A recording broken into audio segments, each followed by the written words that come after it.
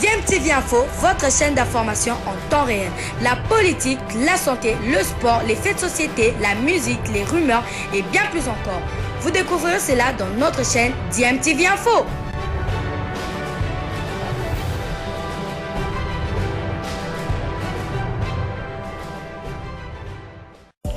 Vous êtes sur DMTV, bonjour ou bonsoir, tout dépend de l'heure à laquelle vous nous suivez. Tout plaisir est pour nous de vous retrouver, mais surtout de savoir que vous êtes nombreux en train de suivre votre chaîne YouTube DMTV. DMTV qui vous propose l'actualité, vous propose également des analyses et des réflexions sur des sujets d'actualité, sur des faits sociaux, tout simplement sur des réalités que nous observons ici chez nous en République démocratique du Congo. CHAN 2022 qui, pour succéder à Jean-Florent Ibenge à la tête de la sélection A' de la République démocratique du Congo, à quelques jours des éliminatoires du championnat d'Afrique des Nations dont la phase finale est prévue en janvier prochain en Algérie, la direction technique nationale de la FECOFA a lancé un appel à la candidature au poste de sélectionneur principal des Léopards évoluant au pays en remplacement à Jean-Florent Ibenge qui avait conduit la dite sélection au Cameroun en janvier 2021 et qui a quitté ce poste après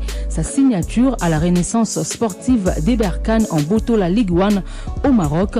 Les potentiels candidats doivent être de nationalité congolaise, être détenteurs d'une licence CAF Pro ou encore A ou encore l'équivalent en cours de validité et avoir un minimum de 5 ans d'expérience justifiée par des bons résultats notamment.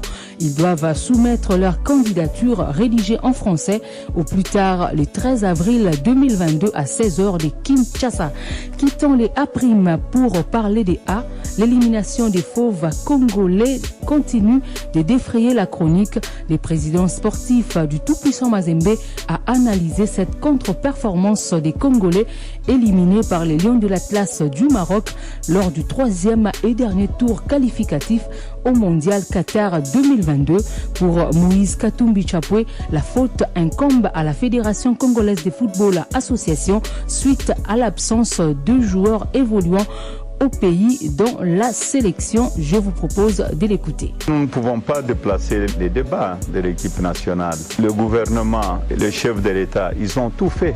Ils ont mis le moyen pour notre équipe nationale et beaucoup de moyens en plus. Nous devons assumer nous-mêmes en tant que Congolais qu'est-ce qui n'a pas été. Moi, au contraire, je félicite le gouvernement et les chefs de l'État. Un match de football, ce n'est pas le président de la République ou le président de Mazembe qui va aller jouer sur le terrain. Un match de football, ça se prépare. Le plus important, nous devons savoir pourquoi nous ne sommes pas qualifiés. La réponse est très claire. Vous aviez déjà vu une équipe nationale sans appeler les locaux. À l'époque de Claude Leroy, j'avais donné un conseil, c'est lors que Claude Leroy avait pris les jeunes Mputu, Mbokane et les autres, parce que j'avais demandé à Claude Leroy si on pouvait faire au moins 3 matchs à l'équipe nationale. Il m'avait demandé un conseil, c'était un ami. J'ai dit, écoute, il y a de bons joueurs de locaux et il y a aussi de bons joueurs professionnels. Si on avait préparé notre équipe nationale ici, 3 matchs ou 2 matchs entre les locaux et les professionnels, l'entraîneur pouvait voir qu'il y avait de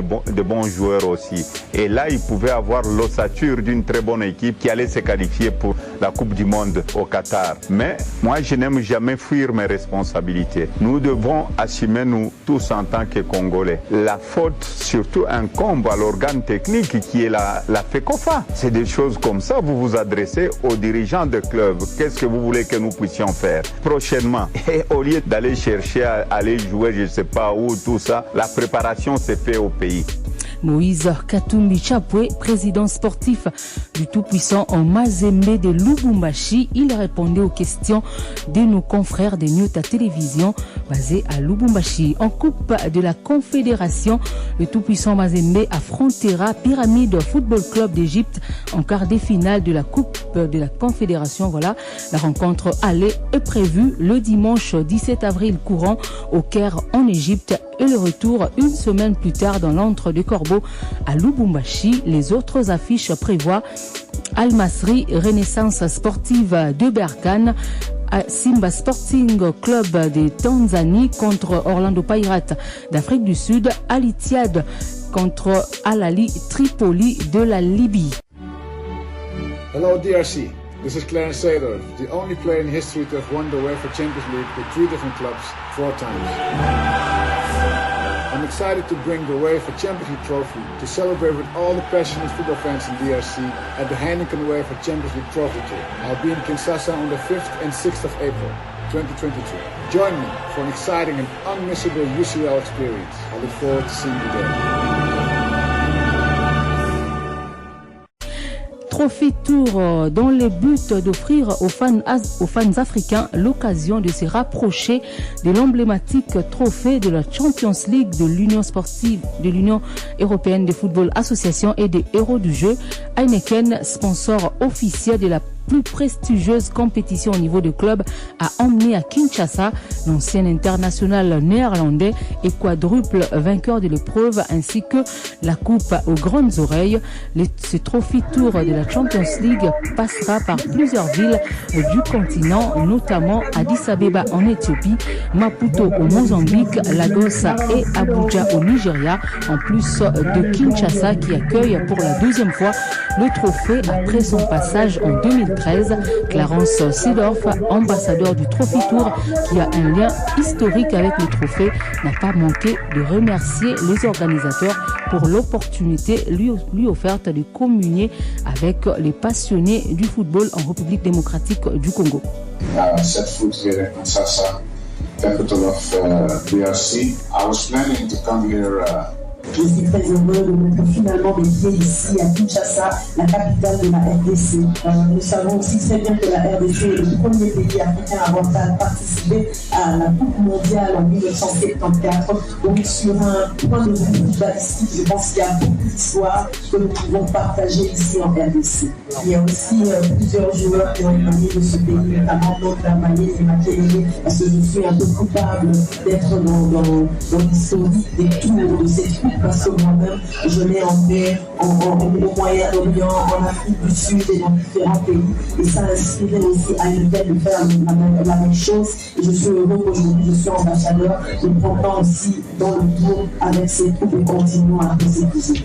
Il est merveilleux de voir l'engagement de la MNL à faire ce tour, l'engagement des autorités locales à permettre à ce que ce tour soit fait ici en RDC. Parce que ceci est un rêve que plusieurs jeunes, pas seulement les garçons, mais aussi les filles qui peuvent aujourd'hui aussi aspirer à pouvoir gagner une Coupe des champions.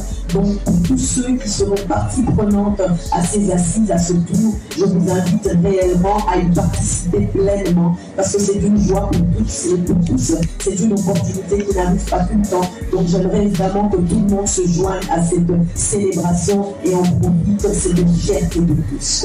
And hopefully, the waves of it will continue for a long time. Clarence Seedorf, ambassadeur du Trophy Tour de la Champions League. Les fans de Kinshasa auront, durant 2 jours, soit les 5 et 6 avril, une occasion rare de prendre des photos avec le trophée et de rencontrer Clarence Seedorf après la caravane motorisée dans les grandes artères de la ville afin de présenter les trophées. Les activités se clôtureront ce mercredi par une grande soirée de football en présence de la Coupe et de l'ambassadeur Clarence Seedorf. Ce sera au Shark Club.